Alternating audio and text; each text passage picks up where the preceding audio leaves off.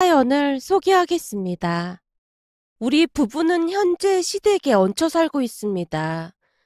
처음부터 시댁에 얹혀 살진 않았지만 우리의 노력에도 불구하고 딱히 방법을 찾을 수가 없어서 그런 결정을 내릴 수밖에 없었어요. 남편은 중견기업에, 저는 작은 중소기업에 다니고 있었습니다. 월급이 많은 편은 아니었지만 나름 맞벌이로 열심히 저축하며 살고 있었어요. 그러던 중 우리 회사에 위기가 찾아오면서 본의 아니게 회사를 나와야만 했습니다. 그때의 허탈감이란 말로 설명이 안 될 정도였답니다. 대학을 졸업하고 들어간 첫 직장으로 정말 열심히 일을 했다고 자부하며 살았거든요. 그런데 권고사직을 당할 줄 누가 알았겠습니까? 거기다 설상가상으로 집주인이 들어와서 살겠다며 전세 만기일에 방을 빼달라는 말을 하는 게 아니겠어요? 아마도 그동안 집값뿐만 아니라 전세 가격이 워낙 많이 올랐다 보니 그러지 않았을까 추측해 볼 뿐입니다. 결국 우리는 시간이 날 때마다 전셋집을 알아보러 다니느라 정신이 없을 정도였는데요. 아무리 따지고 또 따져봐도 가지고 있던 돈이 턱없이 부족한 상황이었어요. 둘이서 아끼고 아껴서 1년에 2천만 원 정도를 모았는데 전세 가격은 그거의 몇 배가 오르니 도저히 전세 시세를 맞출 수가 없었어요. 대출을 받자니 이자가 너무 아까워서 망설여졌고요. 그렇게 우리는 시부모님께 찾아가서 부탁을 드렸습니다. 저희가 전세 만기가 돼서 진짜 열심히 알아봤는데 전세 가격이 너무 많이 올라서 어떻게 해야 할지 모르겠어요. 그렇긴 하지. 요즘 전세 가격이 엄청 많이 올랐다고 하긴 하더구나. 그럼 대출이라도 받던지 해야 하지 않을까? 저기 전세 대출 이자도 만만치 않아서 그것도 부담돼서요. 제가 권고사직까지 당해서 아무래도 감당이 안 될 것 같아요. 그렇구나. 그럼 우리가 조금이라도 빌려줄 테니까 니들이 무이자로 갚던지. 어머님, 그래서 우리가 곰곰이 생각을 좀 해봤거든요. 제가 잠시 숨을 고른 뒤 힘겹게 입을 뗐어요. 그래서 말인데, 저희 당분간만 여기 들어와서 살면 안 될까요? 뭐? 니들이 여기 들어와서 살겠다고? 안 돼. 절대 안 돼. 이 집에 우리만 있는 것도 아니고 할머니도 계신데 말이 되는 소리를 해. 예상했던 대로 시어머님이 펄쩍펄쩍 뛰면서 반대를 하고 있었어요. 그 모든 것을 이미 예상했던지라 제가 침착한 목소리로 다시 설득에 들어갔습니다. 어머님, 이 집이 작은 집도 아니고 어차피 방도 남잖아요. 우리 그냥 여기 들어와서 살게요. 평생 살겠다는 게 아니라 제가 직장 구하고 전세자금 좀 모으면 그때는 바로 나갈게요. 안 된다니까. 내가 이 나이에 며느리 눈치 보고 살게 생겼니? 그러니까 두 번 다시 말도 꺼내지 마라. 시어머님이 더욱 격하게 팔까지 내저으며 소리쳤습니다. 그때부터 시어머님과 저의 눈치 싸움이 시작되었는데요. 만약 여기서 물러난다면 그 다음은 벼랑 끝이라는 생각밖에 안 들었기에 제가 잘 돌아가지도 않는 머리를 잽싸게 굴리다가는 할머님을 바라봤어요. 그리고는 할머님 팔에 엉겨붙어서는 졸라댔습니다. 할머니, 저 여기서 살게 해주세요. 저희가 진짜 잘할게요. 아니, 얘가 나한테 왜 이래? 네가 잘 모르나 본데 나한테는 발언권이 없어. 그니까 애미랑 합의를 보던지 해. 할머니, 제가 여기서 살게 되면 일 끝나고 와서 맨날 고스톱 같이 쳐드릴게요. 뭐? 고스톱? 그게 진짜야? 그럼요. 제가 이래봬도 왕년에 고스톱 좀 친다는 소리 많이 들었거든요. 제 말에 할머님이 옅은 미소를 짓고 계셨어요. 그 모습을 보며 쐐기를 박듯 회심의 한 방을 날렸습니다. 이 고스톱이 둘이 칠 때랑 셋이 칠 때랑 이 맛이 또 다른 거거든요. 그렇긴 하지. 맞고보다 여럿이 치는 게 훨씬 재미가 있긴 하지. 그죠? 그니까 여기 들어와서 살게 해주세요.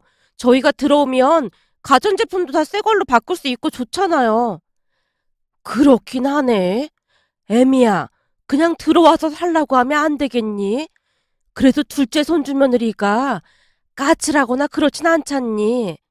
제게 포섭된 할머님이 시어머님을 설득하기 시작했는데요. 시어머님이 단호한 목소리로 대답했어요. 어머님, 며느리랑 살면 불편하기밖에 더 하겠어요. 그냥 우리끼리 살아요.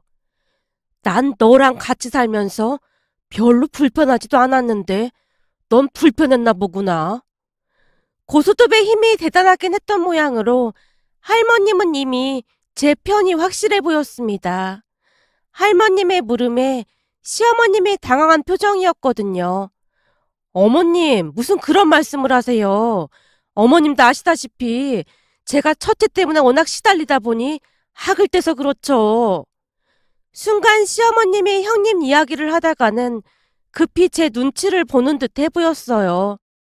내가 보니 둘째는 첫째랑 달라 보여. 지금도 봐봐라. 고수톱을 아주 잘 친다고 하잖니. 그것만 봐도 성격이 예민하고 잘 삐치는 성격은 아니야. 어머님, 아무리 그래도 고수톱 잘 친다고 그런 평가를 하는 건 좀 아닌 것 같은데요. 내가 무릇 고수톱만 가지고 그러는 건 아니지. 지금도 봐봐라. 애미가 딱 잘라서 거절하는데도 그냥 들이밀고 있잖니. 내가 볼 때 큰 문제 없을 것 같으니까 그냥 같이 살자꾸나. 이참에 전자제품도 다 새 걸로 바꾸고 좋겠네. 할머님의 머릿속에는 이미 고수톱 생각밖에 없는 듯해 보였어요. 결국 시아버님도 할머님 말에 맞장구를 쳤습니다. 그렇긴 하네. 둘째네 들어오면 어머니도 심심하지도 않고 좋긴 하겠네. 식사당번도 둘째네랑 우리가 나눠서 하면 될 것 같고 말이야. 뭐? 식사당번? 그래 이 사람아. 잘 생각해봐. 여기 들어와서 살게 되면 둘째네도 살림을 도와야 할 거 아니야. 그럼 식사당번을 만들어서 하면 우리도 편하고 좋잖아. 내가 알기로는 둘째가 요리도 좀 하는 걸로 알고 있는데 오히려 서로 상부상조 아니겠냐 그 말이야. 그런가? 순간 시어머님의 눈동자가 심하게 흔들리고 있었습니다. 그 틈을 놓치지 않고 제가 큰 소리로 외쳤어요. 어머님, 저 요리 완전 잘해요.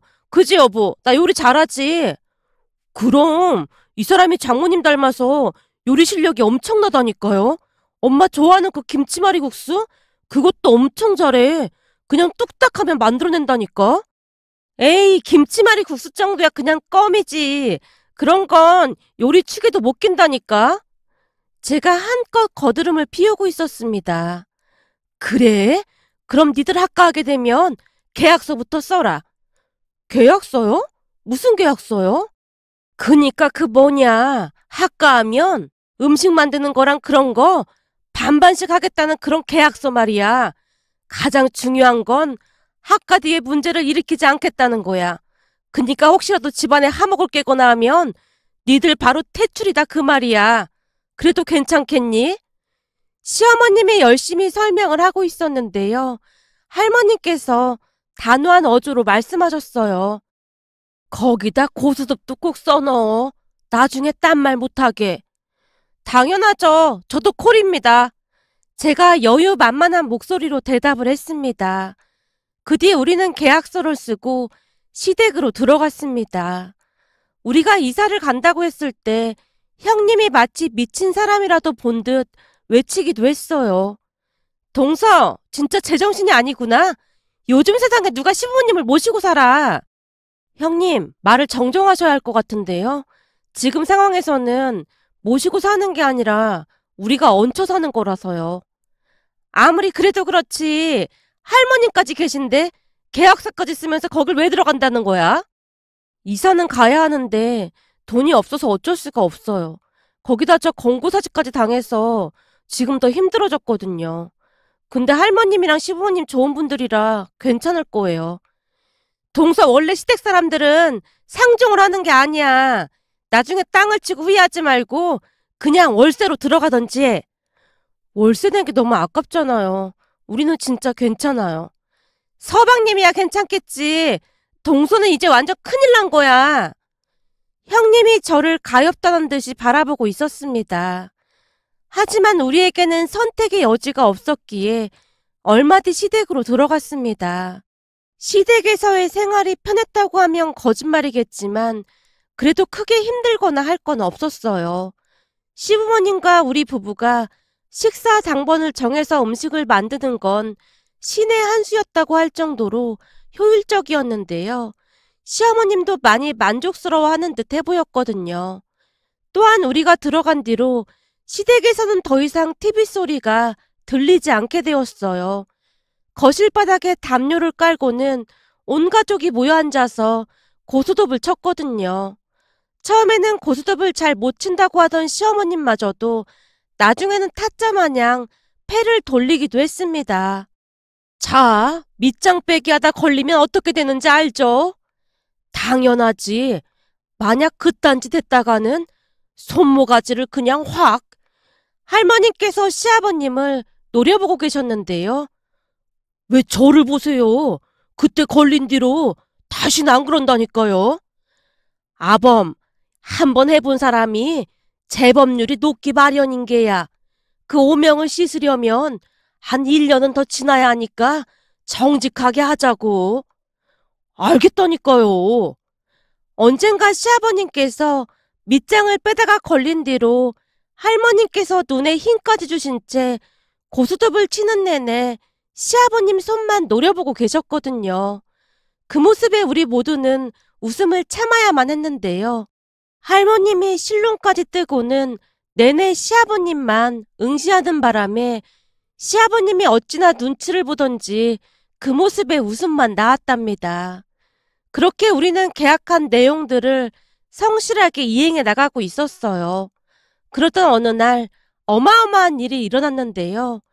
그날은 오랜만에 외식을 하기로 해서 약속한 식당에 다 같이 모였습니다.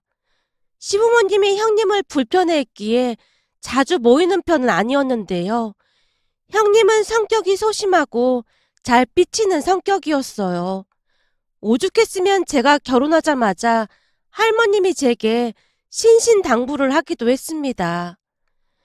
첫째는 뭐만 하면 삐지니까 괜히 얽히지를 말어.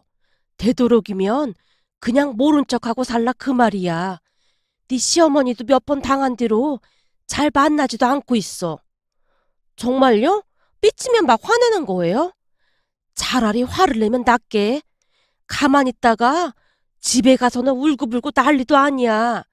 그냥 집안을 들었다 놨다 한다니까. 그 정도예요? 말도 마라. 애미한테 견과류 알레르기 있는 거 알고 있잖니? 네, 알고 있죠. 근데 첫째가 호두파이를 사왔지 뭐니. 그래서 애미가 기겁을 한 적이 있어. 애미가 견과류만 보면 펄쩍 뛰거든. 당연하죠. 기도도 붓고 그런다면서요.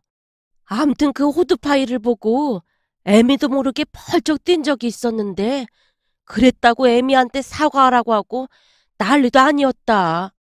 그럼 형님은 어머님 견과류 알레르기 있었던 거 모르고 있었던 거예요? 모르긴 왜 몰라. 알고 있었지. 근데도 호두파이를 사왔다고요? 말도 봐라. 말하는 게 어찌나 기가 막히던지. 땅콩만 알레르기가 있는 줄 알았다잖니. 할머님이 기가 막히다는 듯이 고개를 절레절레 흔들고 있었습니다. 그랬기에 우리는 형님 내외와의 만남을 최대한 줄이고 있었어요. 그날은 아주버님 생신이었기에 어쩔 수 없이 만날 수밖에 없었는데요. 그 사달이 날 줄 누가 알았겠습니까? 아주버님이 갈비가 먹고 싶다고 해서 제가 고르고 골라서 꽤 맛있다고 소문이 난 식당으로 예약을 해서 갔습니다. 갈비를 시켰는데 인원이 많았던지라 먼저 12분 정도를 시켰어요. 남편과 저는 많이 먹는 편은 아니었고 조금씩 자주 먹는 편이어서 먹고 더 시킬 생각이었습니다. 그렇게 남편과 제가 갈비를 굽는 내내 형님은 앉아서 먹느라 정신이 없어 보였어요. 시부모님이 반찬 리필을 하느라 왔다 갔다 하는 와중에도 굳건하게 앉아서 먹기만 했으니까요. 남편과 제가 갈비를 4점 정도 먹었을까 싶었는데 형님이 직원에게 갈비를 추가 주문했습니다. 그 모습에 할머님의 표정이 점점 굳어져 가고 있었어요. 제가 봐도 조금은 얄밉다는 생각이 들었으니까요. 그런데 그 와중에 형님이 중얼거리듯 말을 했습니다. 요즘 진짜 이상한 거 있죠? 이상하긴 뭐가 이상해. 아니 뭘 먹어도 입맛도 없고 그냥 다 맛이 없는 거 있죠? 그래서 저 요즘 살이 좀 빠졌다니까요. 그럼 오늘도 입맛이 없다는 거니? 네, 완전 입맛이 없는데 그냥 먹고 있는 거예요. 형님의 말에 할머님이 눈을 동그랗게 뜬 채 기가 막히다는 듯이 썩소를 짓고 계셨어요. 그리고는 할머님도 모르는 사이 말이 새어나오고야 말았습니다. 이야, 입맛이 없는데 혼자 6인분 정도를 다 드셨네. 입맛이 제대로 돌아왔으면 오늘 이 식당 갈비가 남아나질 않았겠구나. 제가 무슨 6인분을 다 먹었다고 그러세요? 아니야, 네가 혼자 다 먹었어. 우린 거의 구경만 했고 말이야. 놀리지 마세요. 저 아무래도 무슨 병에 걸린 것 같단 말이에요. 병은 뭔 놈의 병이야. 내가 딱 보니 걸신병에 걸렸구만. 각설이가 왔다가 울고 가게 생겼구만. 병 같은 소리 하고 앉았네. 할머님의 말과 표정에 저도 모르게 순식간에 웃음이 터져나오고 말았습니다. 정말이지 그 상황에서는 웃음을 참을 수가 없었어요. 저뿐만 아니라 가족들 대부분이 입을 가린 채 웃음을 참고 있었거든요. 그런데 형님이 갑자기 젓가락을 탁 하고 내려놓더니만 말했어요. 안 먹으면 될 거 아니에요. 저는 이만 가보겠습니다. 예, 할머니가 농담한 거야. 그냥 앉아서 얼른 먹어라. 걸신병에 걸렸다는데 목구멍으로 갈비가 넘어가겠어요? 저는 이만 가볼게요. 잔뜩 화가 난 채 형님이 밖으로 뛰쳐나갔고 아주버님이 그 뒤를 따라 나갔습니다. 그 모습에 제가 안절부절 못하고 있었고요. 어떡해요. 제가 제일 큰 소리로 웃었는데 나중에 뭐라고 하는 거 아닌지 모르겠어요. 어머님, 제 성격 뻔히 알면서 왜 그러셨어요? 왜 그러긴 왜 그래? 말하는 게 아주 꼴보기 싫어서 그렇지. 내내 처먹기만 하고 뭐가 어쩌고 어째? 입맛이 없어? 아주 웃기는 짬뽕이라니까. 됐고, 쟤들 갔으니까 우리는 본격적으로 한우 먹자. 어찌나 처먹어대던지 손을 댈 수도 없더라니까.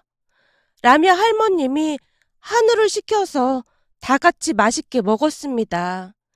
그렇게 한 이틀 정도가 지난 어느 날 형님에게 전화가 걸려왔어요. 동서, 나한테 할 말 없어? 네? 할 말이요? 무슨 할 말이요? 그날 보니까 동서가 제일 큰 소리로 웃고 있더라. 동서 무슨 소시오패스 그런 거야? 그 상황에서 어떻게 웃을 수가 있어? 내가 난처할 거란 생각은 안 해봤어? 아, 죄송해요, 형님. 근데 할머님 말투 때문에 웃음이 터져나온 거지. 진짜 별 뜻은 없었어요. 별 뜻이 없긴 왜 없어? 동서 때문에 내가 얼마나 상처받았는데. 죄송해요. 사과드릴게요. 제가 형님한테 사과를 하고 있었는데요. 형님이 기가 막힌 소리를 하기 시작했습니다. 이게 지금 그냥 사과해서 될 일이야? 말로 하는 사과는 별로 와닿지가 않으니까 글로 써가지고 와. 네? 글로 써서요? 그러니까 사과문을 써서 가지고 오란 말인 거예요? 아니지. 사과문이 아니고 반성문 그런 개념인 거지. 네? 반성문이요? 형님, 죄송한데 그건 좀 아닌 것 같은데. 아니긴 뭐가 아니야. 동서 내 말 잘 들어. 시댁에 들어갈 때 계약서에 그렇게 썼잖아. 가족 간의 화목을 깨뜨리면 다시 나가는 걸로. 만약 이번 일로 내가 난리쳐서 집안 시끌시끌해지면 동서한테 좋을 거 하나도 없을 텐데. 그래도 괜찮겠어? 그날 난 할머님보다 동서 때문에 더 상처받았거든. 형님이 말도 안 되는 소리까지 하면서 저를 압박하고 있었습니다. 그리고 저는 형님이 말도 안 되는 소리를 하고 있다는 걸 너무나도 잘 알고 있었지만 그까짓 반성문 한 번 써서 조용히 끝낼 수 있으면 그냥 그러는 게 낫겠다 싶었어요. 괜히 시댁 어른들 알아서 좋을 것 없다는 생각뿐이었거든요. 결국 홀로 갈등하다가 가족들이 잠든 새벽 형님이 요청했던 반성문을 쓰기 시작했습니다. 하지만 딱히 글재주가 없던 제게 그것은 너무나 어려운 일이었어요. 그러면서 동서, 반성문은 꼭 자필로 써야 하는 거 알지? 라는 형님의 마지막 목소리가 다시 한번 뇌리를 스쳐 지나갔습니다. 곱씹으면 곱씹을수록 형님의 행동이 도가 지나치다는 생각이 들었지만 볼펜을 들고 열심히 반성문을 쓰기 시작했어요. 그런데 잠시 후 누군가 주방으로 들어오는 소리가 들려서 깜짝 놀란 채 식탁에서 벌떡 일어났는데요. 아니, 너 뭐 하고 있는 거니? 그게 잠이 좀 안 와서요. 근데 바닥에 떨어진 이 종이들은 다 뭐냐? 할머님이 바닥에 떨어진 것들을 줍기 위해 허리를 숙이고 있었어요. 그거 그냥 별거 아니에요. 아니긴 뭐가 아니야. 사방에 떨어져 있구만. 이거 뭐라고 쓴 거냐? 반성문? 아닌 밤중에 홍두깨도 아니고 웬 반성문이야? 애미가 반성문 쓰라고 하디? 바닥에 떨어진 종이들을 보며 할머님이 심각한 표정으로 묻고 있었어요. 사실 글이 잘 써지지 않아서 몇 줄만 쓴 채 종이를 구겨서 바닥에 던지고 있었거든요. 다른 종이들도 집어들던 할머님이 다시 물었어요. 너 대체 이게 뭐냐? 웃어서 죽을 죄를 지었다니. 웃었는데 왜 죽을 죄를 지어? 가만히 있어 보자. 이건 또 뭐라고 써 있는 거야? 그 순간 제가 왜 웃었는지 제 주둥아리를 꿰매고 싶습니다. 무슨 반성문에 주둥아리를 꿰맨다고 쓰고 있어. 뭔진 모르겠지만 너 이렇게 썼다가는 진짜 주둥아리 꿰매야 할 수도 있어. 그렇게 이상해요? 이상한 정도가 아니지. 반성문을 이렇게 쓰는 사람이 어딨어. 이건 또 뭐라고 쓴 거냐? 백골이 진토되어? 이건 또 뭔 말이야? 모르겠어요. 형님이 반성문을 써서 보내라고 하는데 뭘 잘못했는지도 모르겠고. 뭐? 첫째가? 할머님이 놀란 채 제게 대묻고 있었는데요.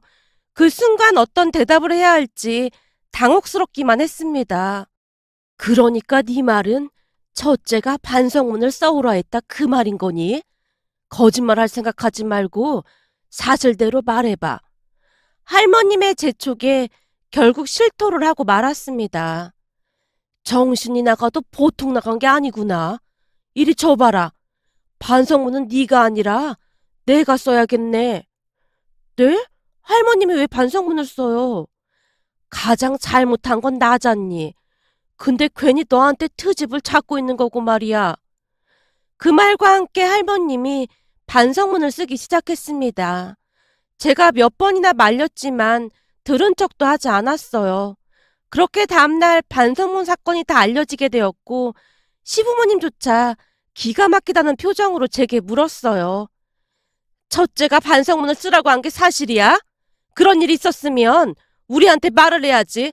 그걸 또 쓰고 있을 건 뭐야? 괜히 집안 분란 일을 클까봐 조용히 끝내려고 했어요. 참 살다 살다 별 꼬라지를 다 보겠네. 그래서 할머니랑 같이 반성문을 썼어?